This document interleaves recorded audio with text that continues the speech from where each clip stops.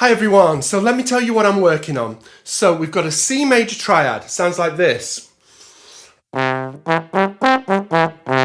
Okay, and then I'm going up to a D diminished arpeggio. Now these are all over your classical study books, etudes, etc, etc. It's a D, it's an F, A flat and B. Okay, I'm now gonna go from the C, just using the notes of C major triad, to that, up and down the range in all the different inversions. Here we go.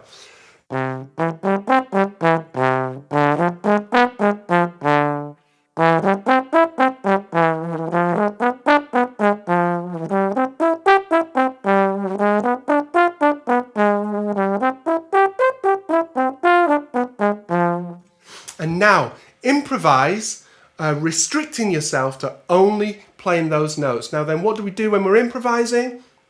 Let's do it slowly, let's do it in time. Every single thing that I practice, I do slowly, in time, and then gradually speed the tempo up. Why? So that everything coordinates. When my slide's in the right position, my tongue articulates it, everything slots in time. Okay, so it sounds like this. Also, slowly gives your brain time to think about the switch.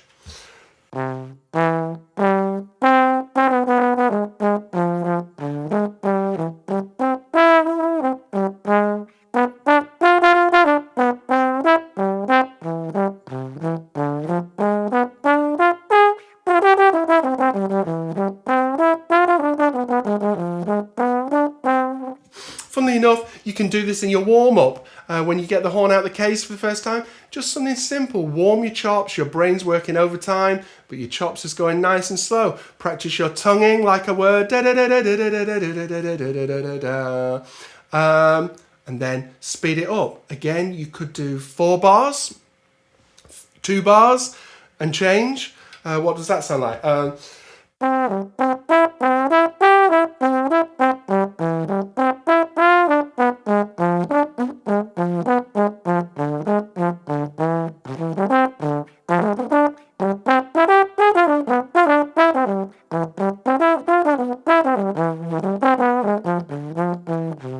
Yeah, changing it up, whatever you fancy. Okay, good.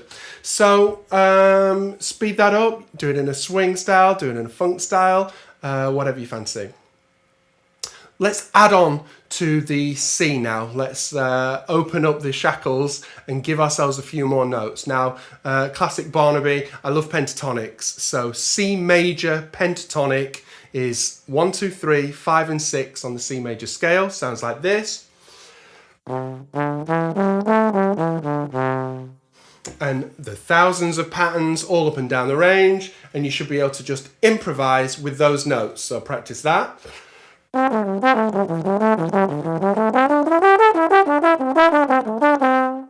Okay, and then do the same with the diminished arpeggio.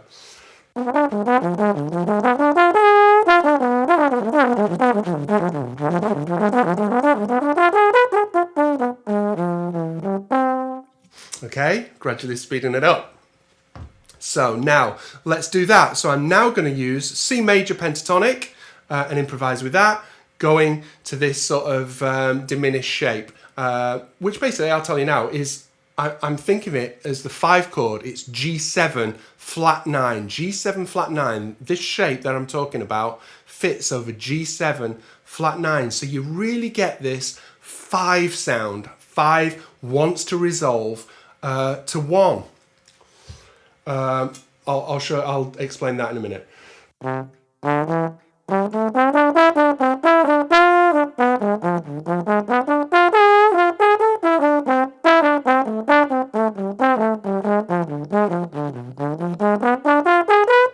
Yeah?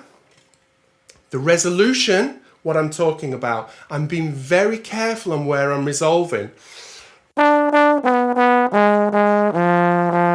Where does that note want to resolve? It wants to resolve to there.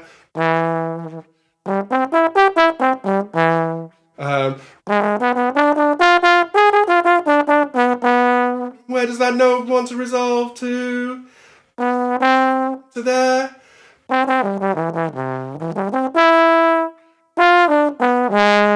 Where does that note want to resolve to? There.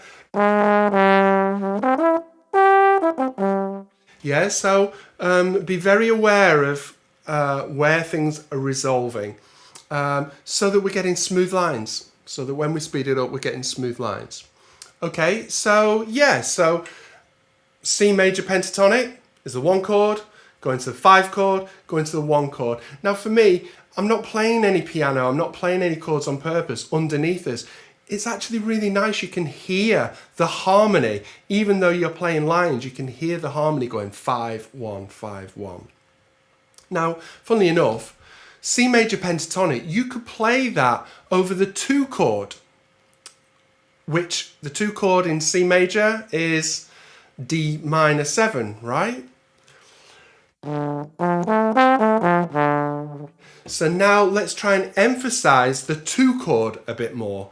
You could just play C major pentatonic, or we could emphasize the 2 chord. So now, hopefully, if I do it right, you can start hearing 2, 5, 1, which sounds like this.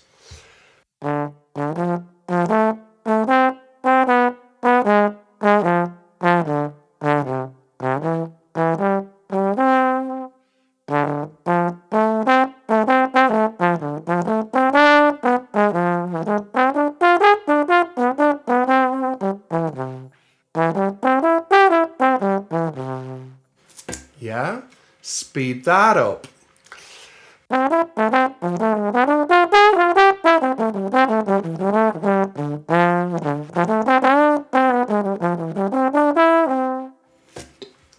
Yeah.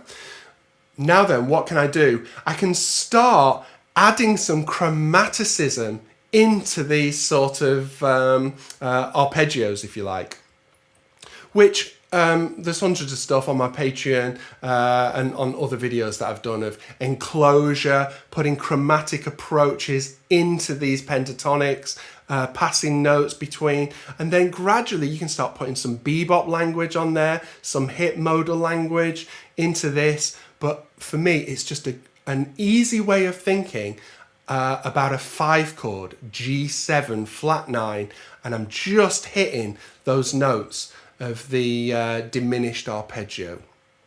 Now then, just to talk a bit about that, we can go into Jacob Collier land, which is, because it's diminished is very symmetrical. So it goes up in minor thirds, up and down in minor thirds. So I'm playing those notes in my mind over G7 flat 9. They could also fit a minor third up over B flat 7 flat 9, a minor third up D flat 7 flat 9, a minor third up E7 flat 9, and then we're back on G7. Now, how brilliant's that? We've sort of done all the work. We can now play it over different chords. The Jacob Collier thing is, why he likes diminished chords, is because they resolve to different places. So we can actually use them to modulate into other keys. Maybe I'll do a video on this next, as the next stage on. But let me just give you a little taster of it. I'm going to play C. I'm then going to play G7. And then I'm going to go to E flat, because E flat's up a minor third from C. Then I'll go back to G7 and I'll go back down to C. Sounds something like this.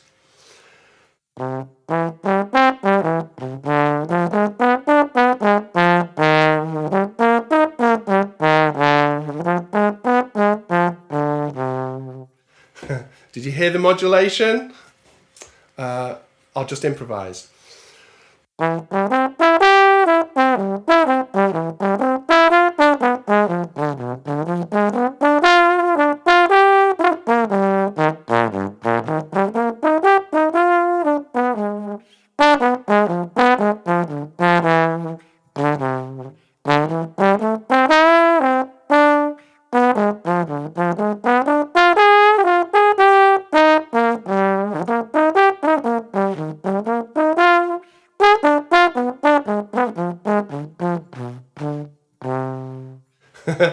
Yeah, it sounds beautiful, doesn't it? Imagine speeding that up, playing not so rumpty-pumpty, but playing some actual hip lines coming in and out of that. Again, all this stuff, I'll do that for the next video, and I'll write some things down about that. But for now, let's just practice playing the C, going to the G7 flat 9 with this diminished arpeggio, and back down again. The next stage from that is add that 2 chord, so that we're really now starting to sound a bit more like D-7, G7 to C. I think I wrote down 10 licks, phrases that we can learn, and I think I transposed them. Again, the beautiful thing of diminished is there's only 3 of them, so you only have to transpose them 3 times in the different keys. I think that's all on my Patreon, so go there, subscribe, and yeah, hit buzzers, bells, whistles, give me waves, comment, all that social media stuff that I don't really know about, but yeah, it all really helps me out. Okay, hope you enjoy this, and I'll speak to you soon. Cheers.